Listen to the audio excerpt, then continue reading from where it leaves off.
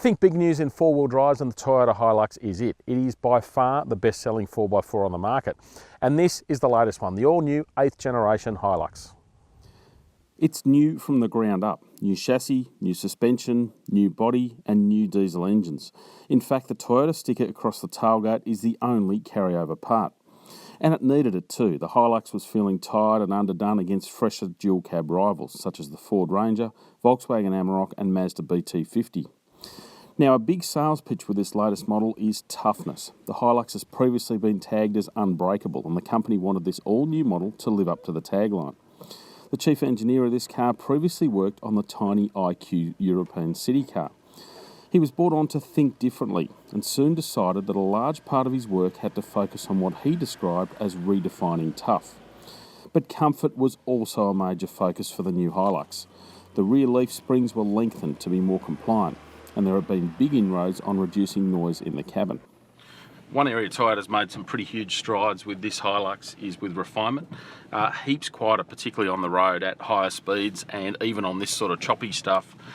Toyota chatted to Hilux drivers as diverse as miners and farmers, recreational off-roaders and families.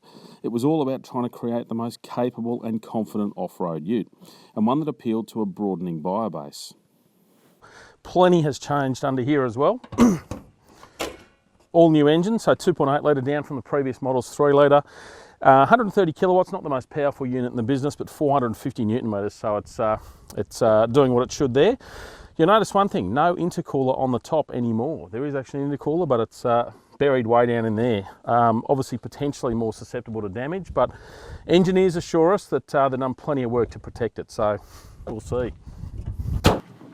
The new 2.8 litre diesel, it's no rocket. It's strong and relatively quiet, but it's still outgunned by many rivals.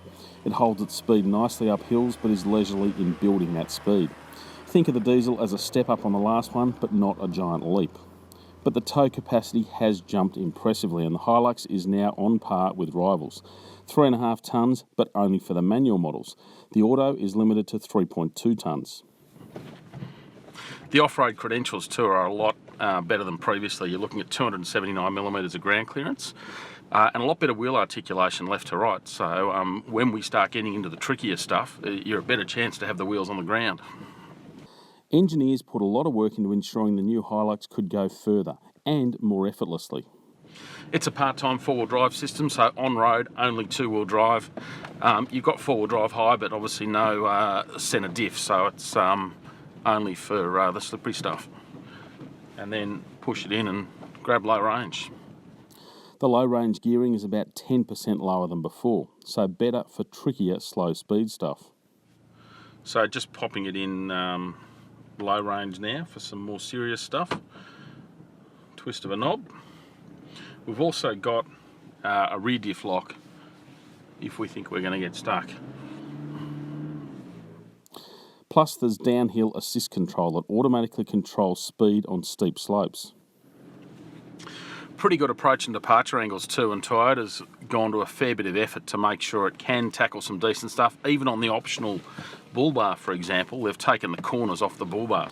You're looking at 31 degrees at the front and 26 degrees at the rear.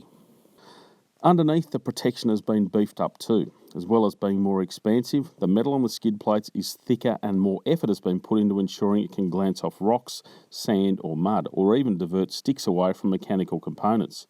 Toyota's also put plenty of effort into the traction systems. As well as a rear diff lock and even a portioning of drive from front to rear, the traction control has been really nicely calibrated, so you can hang wheels in the air and it'll quickly work out what's happening and searches for the ones with traction. The stability control as well has been tuned with dirt roads in mind. And when all the electronics are working, there's a lot less of that graunching that Toyotas have been known for. You can also tell there's been a fair bit of thought put into the cabin generally. There's grab handles all the way around, all four doors, so helps you launch into it. Good cup holders, storage areas. Plus there's a chilled glove box that channels some of that aircon air through a small vent. It's a good chunky steering wheel too, and it's one of the only one of these dual cab utes where you've got reach and height adjustment to the steering column. The only thing is, I wish it had come out a bit further. It does seem still a little bit close to that, and this is as far as it goes. Another thing missing, and it's one of the few oversights in this latest Hilux is a digital speedo. So you've got a good colour display there with all your trip computer and everything else, but they haven't built a digital speedo into it. And the top of the range SR5 does without leather seats. That's part of a $2,000 option. Toyota's also offering more than 200 accessories, including a snorkel and 3 bull bars. And here's an indication of the attention to detail. If you choose the factory winch, which is based on a worn winch and hidden in the bumper, the front springs are replaced with slightly stiffer ones to account for that extra weight.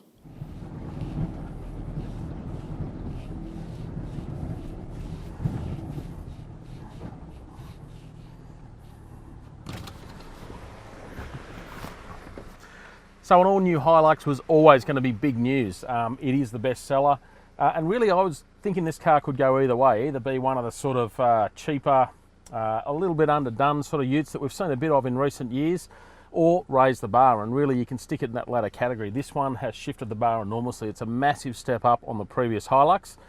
Really impressive on-road, quiet, refined, super impressive off-road. Can't wait to get out in the bush in one of these.